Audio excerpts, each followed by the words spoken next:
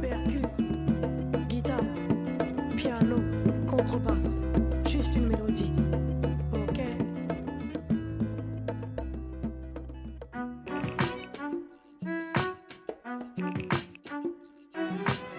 Ça me fait toujours plaisir de peindre avec quelqu'un qui touche pas forcément à la bombe et dont j'aime les traits. Parce qu'il y a autant à apprendre de l'un que de l'autre et voilà, c'est toujours intéressant. Parce que moi je connais un petit peu son travail depuis pas mal d'années et quelque part c'est un plaisir d'y avoir une rencontre sur un mur, quoi. Donc quand j'entaille le fat cap, je fais très large et donc avec le skinny c'est pour faire des traits biseautés, plus fins et plus nets. Voilà, je fais 2 entailles.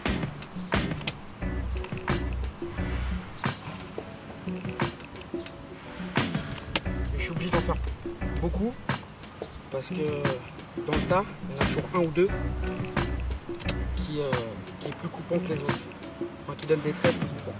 En fait, c'est comme le calam. Hein, quand voilà. Il nous faut un canif pour, voilà. pour tailler un calam. Là, on entaille aussi. C'est bien que nous utilisons le couteau pour des choses artistiques. Il y a d'autres qui l'utilisent pour autre chose, plus agressive. Voilà, exactement.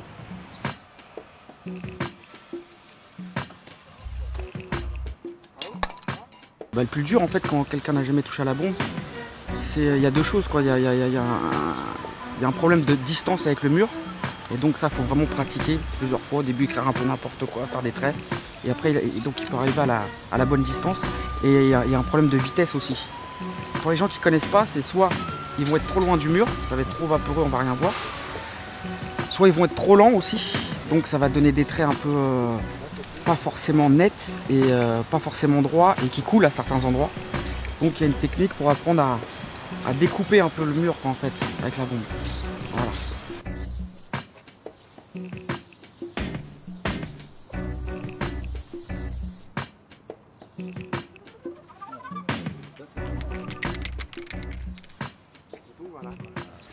Avec cet instrument-là, il y a une fluidité que je n'ai pas l'habitude. Moi, je fais toujours un geste, je m'arrête, je vais chercher de l'encre et je reviens. J'ai des gestes très larges. Tandis là, il y a une fluidité qui fait que mes gestes ils sont beaucoup plus longs. Je peux faire un geste qui dure... avant, je fais 1 mètre. Maintenant, je peux faire 5 mètres plus long. J'ai du mal, c'est sûr, mais en même temps, je sens qu'il y a une certaine jouissance, le fait que je ne suis pas arrêté par un manque d'encre ou par la limite des papiers. Là, je peux faire le rond comme je veux, mais évidemment, l'instrument est fluide comme quelqu'un qui glisse. Ouais. Alors, je dois retrouver mon équilibre pour avoir les gestes justes. Le truc qui m'a le plus surpris, c'est que le mec il a pas peur de la surface, quoi. La grande surface il se l'approprie et voilà, quoi, c'est bien. Ça se voit qu'il aime et la calligraphie, c'est ça que j'aime bien aussi, c'est que quelque part ça peut être concentré et d'un coup il y a un trait qui part. Et il a une facilité à s'approprier l'espace, quoi. Ça c'est bien. J'ai bien aimé, quoi.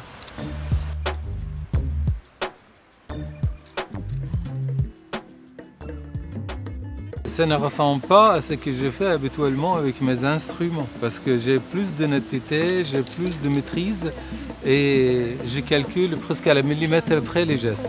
Tandis là, des fois, ça dérape parce que le doigt, il ne peut pas appuyer très fort et puis je m'approche ou je m'éloigne et il y a un changement que je ne le connais pas. Une voix. La la la la. Une voix. J'en ai rêvé de ma maison avec vue sur la mer. J'en ai rêvé tout comme toi, tout comme eux, on a tous un air d'évasion dans le sang ou dans les veines. Cherche pas, je crois que ça, c'est dans les gènes. Moi, quand j'étais enfant, on ne connaît pas ça. Et on avait un roseau, on le trempe avec un encre, on peut faire des calligraphies. Donc c'était des moyens donnés, pratiqués dans la société qui m'entoure. Tandis ici, on vit entouré de béton, on ne connaît pas le roseau, on ne connaît pas cette méthode de travail dans le lenteur, l'intériorisation, les calmes, les petites surfaces.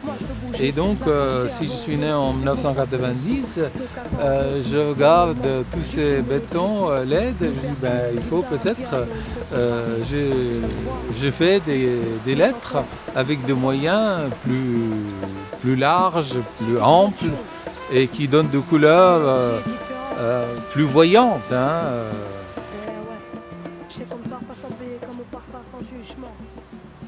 Sur certains traits que je trace, j'essaye certaines fois d'être droit, de ne pas trembler.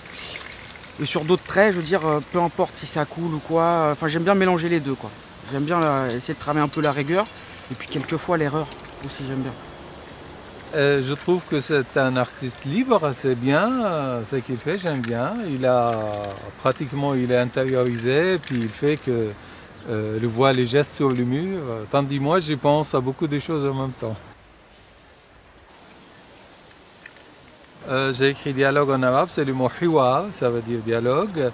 Et donc voilà, je me laisse aller, au fait, une fois je l'écris à un seul G, c'est-à-dire en arabe quand même. Le mot hiwar, c'est 3 parties. On doit chaque fois s'arrêter, soulever la main. Et là, j'ai continué à cause de la fluidité de l'instrument, j'ai continué. J'ai un rapport très intime avec le support. J'achète toujours des papiers qui sont de grande qualité, faits à la main des fois, et je touche les papiers avant. Mon instrument, il caresse les surfaces des papiers. Je sais quel rapport que là le papier avec le couleur, parce que le couleur je le fabrique moi-même, pas comme ça. Et donc, c'est vrai, j'ai un rapport beaucoup plus intime avec le support. Tandis là, c'est un support étrange, mais il m'obéit. C'est ça que je trouve bien. Et il ne me pose pas vraiment beaucoup de problèmes. Je peux tirer parti de ça. Simplement, il faut que j'abandonne mon travail de calligraphe et je viens à ta gueule. Tu sais, Marco, il y a beaucoup de fouilles. Il faut qu'on arrive à organiser ça. Ah oui. Et il faut qu'on trouve un moyen que tout ça soit comme une sculpture. Les deux parties aux extrêmes, j'aime bien. La partie de droite et au milieu, disons qu'on aurait dû travailler le fond avant, définitif, et puis après vraiment travailler les traits nets ensuite, quoi. Les parties foncées. J'attends de voir un peu et puis on va se remélanger encore un petit peu, quoi. On va superposer encore un peu du bleu, retracer du marron pour que ça ressorte mieux.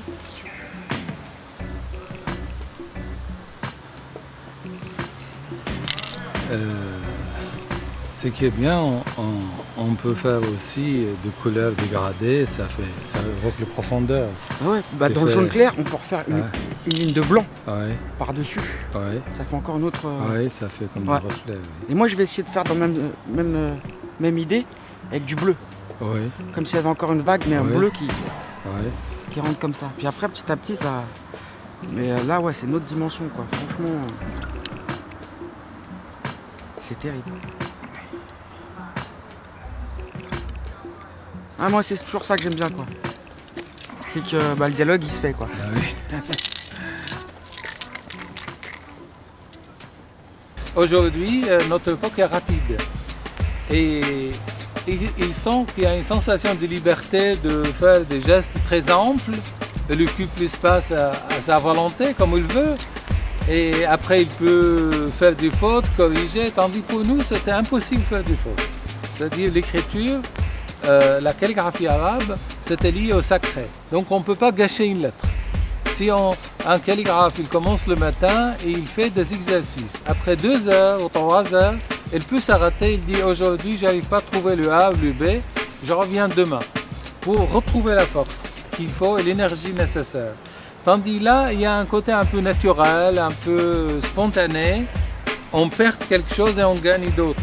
C'est-à-dire on gagne la liberté, on gagne cette spontanéité de construire et détruire la lettre, recommencer, mettre une autre couleur, effacer, recalligraphier. On peut faire ce qu'on veut. et on crée ses propres codes. Tandis dans le passé, on obéit à des codes sociaux.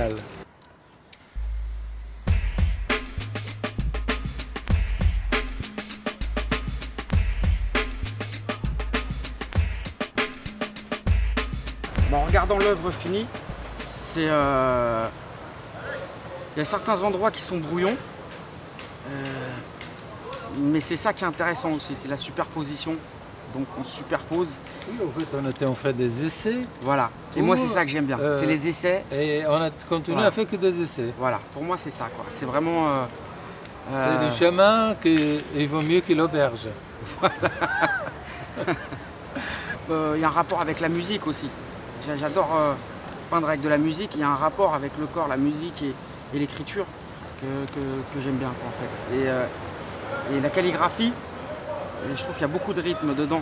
Oui, c'est une succession de lignes droites et de courbes. Voilà. Et des fois des petites courbes, des fois des grandes courbes. Voilà. Et des fois des lignes qui se réduisent, des fois elles deviennent que 2 points. Et elles repart en ligne. C'est comme la musique. Et une fois horizontale, une fois verticale.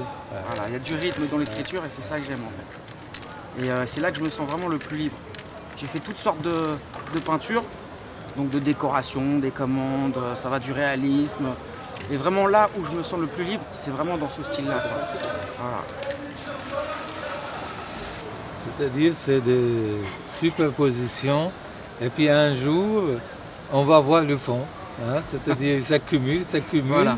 Et puis un jour il ne reste plus de mur, il ne reste que des gestes. Voilà. Et ces gestes-là, ils vont faire un dessin qui dit tout. Exactement. Et le mur, il a un vécu, il a une vie. Mais il a besoin toute la vie pour le On n'a remplir. jamais fini. Hein. On n'a jamais fini. On écrit toujours, quoi. C'est vraiment le plaisir d'écrire. Ouais.